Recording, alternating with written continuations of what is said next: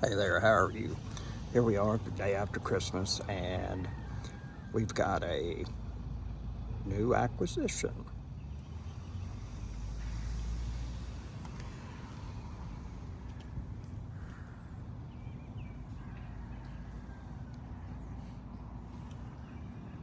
This is a roof on a mobile home. First thing we're going to do is get the property cleaned up so we can avoid code enforcement.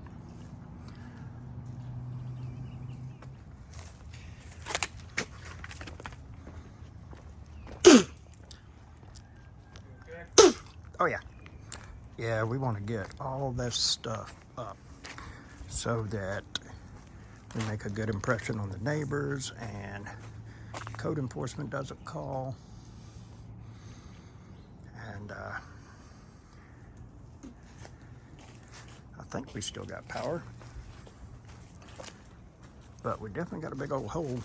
Whew. Look at all that termite damage right there. This stuff right here, it's called masonite, absolute world's worst.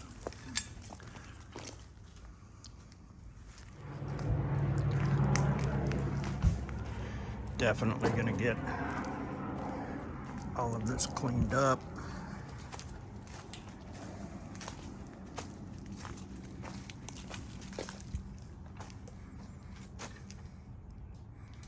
Hard to believe that somebody was living in this thing not too long ago.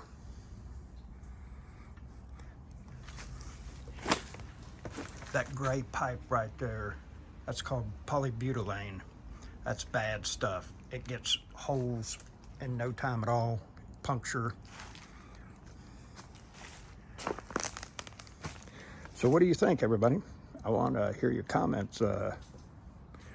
Trash or treasure? Got this shed right here.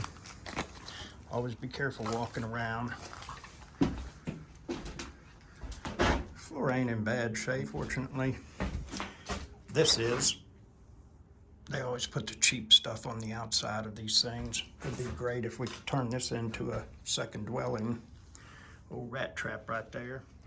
All kinds of stuff up underneath this thing.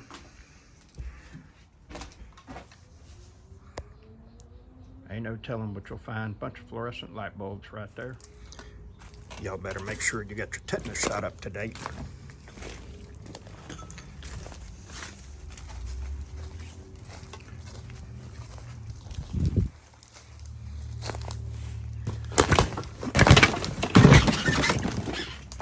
Y'all be careful.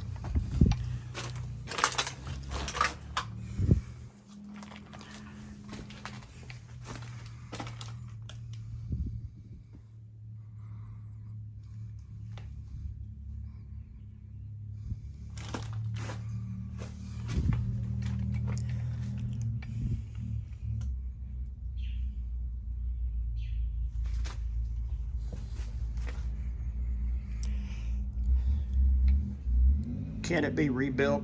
Possibly. Is it worth it doing it? Probably not.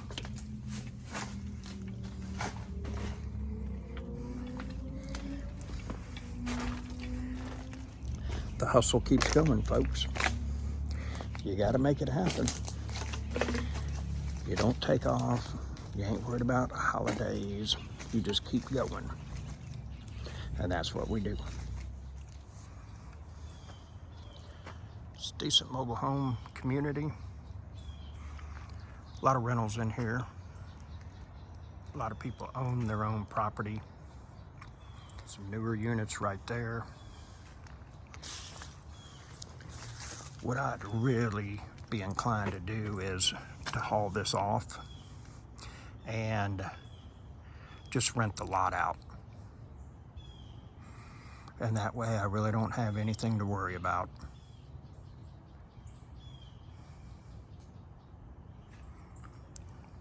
Got a good looking driveway. The apron right here is in good shape.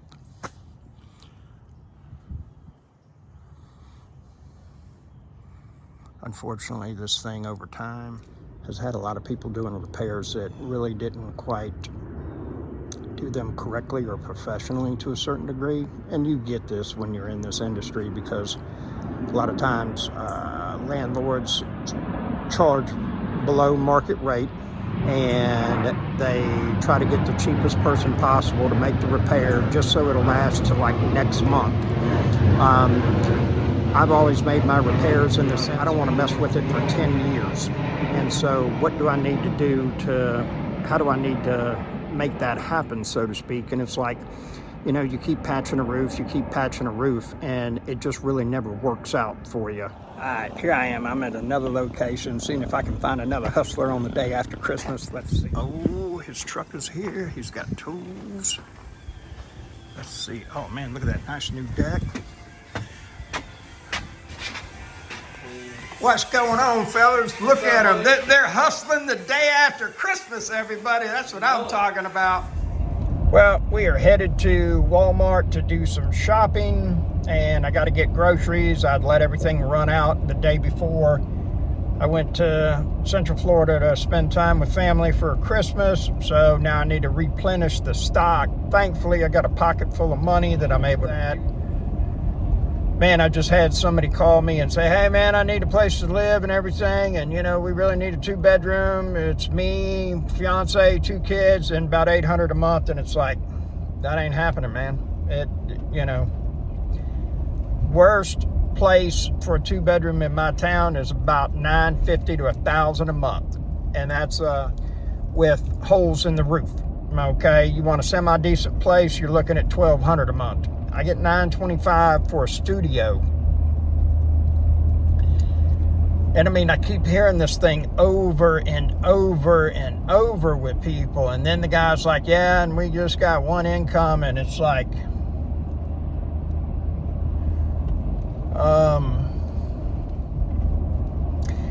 I don't know. You know, it's frightening, you know. Last month I had a nurse. Been a nurse for 30 years. I need a place to stay. I need something about $800 a month, and it's like, ain't it happening in this town? You can bet on that. You're gonna have to go on down the road. I don't know what road, where, but you're gonna have to go, because $800 a month for a 1-bedroom or studio in Pensacola, it just ain't happening, folks. You know. And as soon as I made a recommendation to that guy about, you know, you might need to get your fiance to start working, he just got real quiet. And people don't want to hear that kind of stuff. You know, they don't want to hear, like a better word, sack up and just make it happen.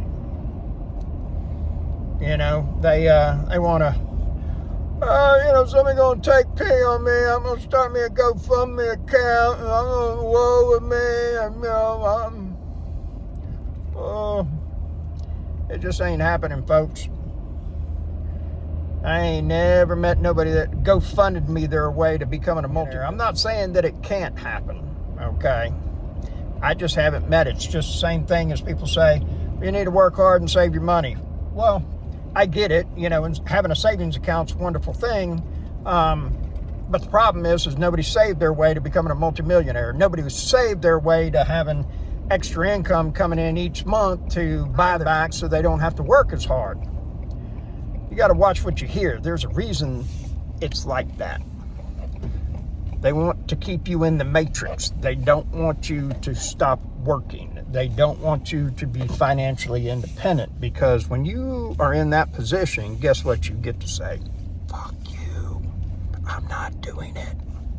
Yes, that's right. You heard it. You get to use the F word. And you get to say it loud, or you can say it soft, but you get to use it. And that is a beautiful position to be in. However, be very discerning about it, and be careful who you say it to, because you might have to talk with that person again. So be careful. So there you have it, kind of what my day looked like. We got it done at the house. The gumbo fairy came by and dropped some really, really good seafood gumbo. I mean, big chunks of okra and shrimp and sausage, and I mean, the stuff's just off the chain. And ironically, I was doing my fitness goals earlier today. The 5S. Finance, fitness, faith, fun, family. And there you have it. And so tomorrow, I got a guy showing up. He's going to be, I'm going to drop the dump trailer off. He will start filling it up, getting that yard cleaned up at that place. And we'll, I just want to make sure that code enforcement doesn't come around. We'll see what we're really working with. That roof on that is totally screwed. I think it's beyond repair. I would love to keep the screened room. I don't know if that's going to be possible or not. As I said earlier, I'm real inclined to get it demoed, get it hauled off, and then turn around and just rent the lot. Let somebody with an RV rent it. And that way I'm only having to pay lot rent, or, you know, I don't have to worry about anything breaking. You know, the problem with RVs, mobile homes, that sort of thing is that they are built with materials that are not of the same strength and caliber as a house. State of Florida, you don't need any permits to do any type of work on a mobile home. New roof, whatever, doesn't matter. You don't need them, okay? And mobile homes are built to a different standard than a house is. So you're in a situation where there's really no accountability, and most of the time the stuff in mobile homes is much cheaper than what is found in a house, and therefore it breaks much easier. And I figure if I tore all of the mobile home off and just had the trailer and went back to rebuilding, I'd be into it for 22 to about 35,000. If I put it back like a regular house, not a mobile home. But here's the problem is that how much time I lose by that? You know, probably 3 months, 4 months. And if I can get 2 other properties up and going in the same amount of time for less money, does it really make sense? So, and we do have an offer on the table for $20,000 for the property. So, you know, there's always a way to get out of it, make a little bit of money, and we'll just have to see. So there you have it. The day after Christmas, not only was I hustling, as you saw, Jared and his dad, they were hustling too. This is how you get ahead. This is how you make it happen. This is why people aren't getting ahead and will sit there and keep talking about not making ends meet, not having money, not having this, not having that. But, you know, as soon as Friday at 5 comes, whoa, weekend! I'm not doing anything till Monday morning. I get it. Life's a trade. Being wealthy's hard. Being poor is hard. Check your hard. See which one you want. Have a wonderful day. Write your goal.